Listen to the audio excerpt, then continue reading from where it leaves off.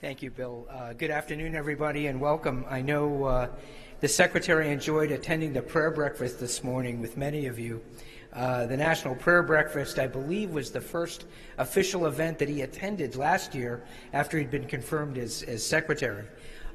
He regrets that he can't join us today, but on his behalf, I want to thank all of you for making this event a priority as the State Department officially celebrates a governor becoming an ambassador. Before I speak about Ambassador Brownback, I want to talk briefly about this administration's priorities as they relate to international religious freedom. Since our nation's founding, the right to freedom of religion or belief has been at the very heart of who we are as a nation.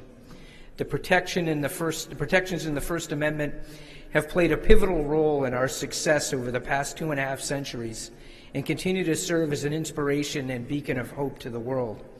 Every day we strive to uphold and protect the dignity and rights of every person, and most significantly, the rights of conscience, the right to worship freely. I happened to travel to Khartoum, Sudan last year in November, and I gave a speech on religious freedom at a mosque in Khartoum. And it was a very moving experience for me, and I was very proud as an American to be able to stand in that mosque as a Roman Catholic from an Irish American from South Boston, able to stand in that mosque in Khartoum and talk to my friends and colleagues who I met there about the importance of religious liberty and the right to religious freedom. These rights are not ours alone. They belong to all people around the world. Every person has a right to freedom of thought, conscience, and religion. Unfortunately, many around the world do not live in the light of that truth. Nearly 80% of people worldwide experience restrictions on religion. They are not free to practice what they believe. They live in fear, worship in secret, and face discrimination. The Trump administration is actively working to champion religious freedom around the world. To do that effectively requires partnerships with governments, organizations, and individuals who are willing to stand up against tyranny and defend freedom of conscience wherever it is under attack. Many of the honored guests in this room are part of that critical effort, and for that, I thank you. I want to recognize in particular former Congressman Frank Wolf, who is here, I believe. Please, the author, Congressman Wolf is the author of the original legislation that created the Ambassador-at-Large position, as well as the Department's Office of International Religious Freedom. And so, on to the purpose of today's event, the introduction of Ambassador Brownback. Today, we officially welcome the man who will lead the United States efforts to advance religious freedom to all corners of the globe. For decades, Ambassador Sam Brownback has served the people of Kansas in just about every way imaginable. Kansas Secretary of Agriculture, Congressman, Senator, and of course most recently as the twice elected governor of the Sunflower State. Indeed, Ambassador Brownback is a true public servant, the epitome of a public servant. And he's long been a champion for international human rights, from his work on landmark religious freedom and anti-trafficking legislation to leading the charge for justice and accountability for the victims of the Darfur genocide. Ambassador Brownback is a man of conviction and a man of action, so I cannot think of anyone more qualified than he to lead the Trump administration's charge for religious freedom. In fact, Ambassador Brownback has the distinction of being the highest-ranked official ever to serve in this role. I would also like to thank his wife, Mary, who continues to serve as a source of encouragement and support for the ambassador. We're grateful to have both of you with us. Ambassador Brownback, on behalf of Secretary Tillerson and the entire team at the State Department, welcome. We are so thrilled to have you with us. We look forward to working with you as we strive toward the overarching goal of making religious freedom a global reality for everyone. Thank you.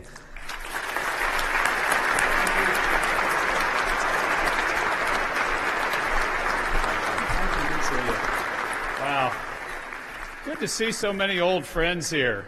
A number of you have come up and greeted me and said, well, you remember when we worked on this together or that?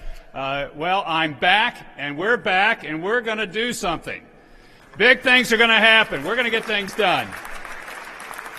I think this is the most important foreign policy issue of our day, is religious freedom. Do you agree? This is, by the way, I want to start off appropriately. This is my wife, Mary, who has done fabulously. I'm sorry.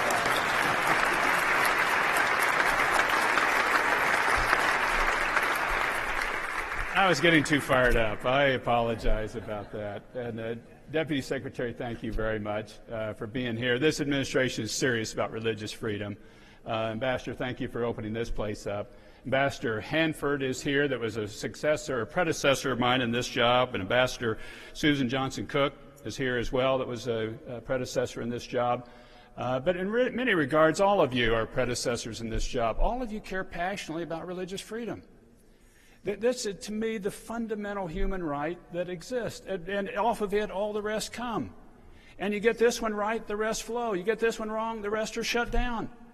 And it is a fundamental right that you have to do with your own soul what you choose. Period. End of stop. That's what we stand for as Americans. And we're going to fight for that. And it's right to fight for it. And we have wonderful religious leaders here from all sorts of different faiths or no faith at all that are here. Sheikh, thank you for coming here and being here from the UAE and a conference you led. Thank you for coming. Thank you for being here. And my old friend Franklin Graham, who I just think the world of, you and your dad and what you've done for faith around the world. God bless you and your family. Franklin Graham's here. Thank you. And many others who I can't think to recognize, but one I just got to do. Mark Burnett and Roma Downey are here, who have done so much to lift faith in the public view and what you do to put it out there on television in a way that millions of people see it in an exciting fashion. Thank you for doing it. That's wonderful. Now, I recognize all of you because I got a big plan for all of you. We're going to get this done together. And with this army that's here, with this administration's commitment, and with the need to do this around the world, we are going to see religious freedom expand. And now is the time to do it. Unfortunately, what we've seen happen over the last several decades is religious freedom contract and persecution going up around the world. Indeed, today there are more people persecuted for their faith around the world than at any time in human history. This is intolerable if you're a nation like the United States of America who fundamentally believes in freedom and in freedom of faith. We believe in this, and that it's been declining around the world. That is not a situation that's going to last, and we're going to do something about it, and we're going to fight it. We will need all of your help to get it done. Everybody in this room, we're going to need you, and I'm asking you that you lean in with us on this. Because this little office that I've got, or the administration, we cannot get this done. We can try all we want. I've got an office of 25 people, and they are good. But thank you. Let's applaud them. They're a good bunch. But what we can do is basically shine the light on places. And we put out the report, and we tell places where things are not going well. And we can shine the light. But you got to hit the target. And we hit the target for freedom for everybody. This isn't about any one faith. This is about all faiths or no faith at all. This is about opening up the conscience space for people around the world. And you heard the Deputy Secretary say you got 80% of the world has some restrictions on what they do with their own soul. And you know what happens when you put restrictions on a person's soul? They fight you. They fight you a lot. And which of you in this room would not fight? If somebody says, we're not going to let you do this, or we're not going to let you have your family do this, or we're not going to be able to, you're not going to be allowed to do the things that you believe in your conscience you need to do for your family, what would you do? You'd fight. You'd fight them with everything you have. The change, the difference that's in America is we say, no, you be free. And you come into the public square and express your opinions and your thoughts. And bring it. We want to hear it. We want the discussion. We want the competition of ideas. We want the competition. We want the ideas here. And what we've seen now in all the studies that look at this is if you want more security, offer more freedom of religion. Because when people are free, they don't fight you. They just say, okay, I want to bring my idea here. Good, bring it. But if you don't let them do it, they will fight you. And we find around the world when you put religious restrictions on people, security problems go up and terrorism goes up. So this is a national security issue. It's a fundamental human issue of the heart, and it's a fundamental issue for this administration and for us as Americans. And mark my words, with this team here, with this administration, it's going to change, and it's going to get better, and we need you to help us get it done. So I say as I leave here with you, we're ready. I'm saddled up. In the parlance of the West, we're locked and loaded, and we're ready to go to work with you for freedom.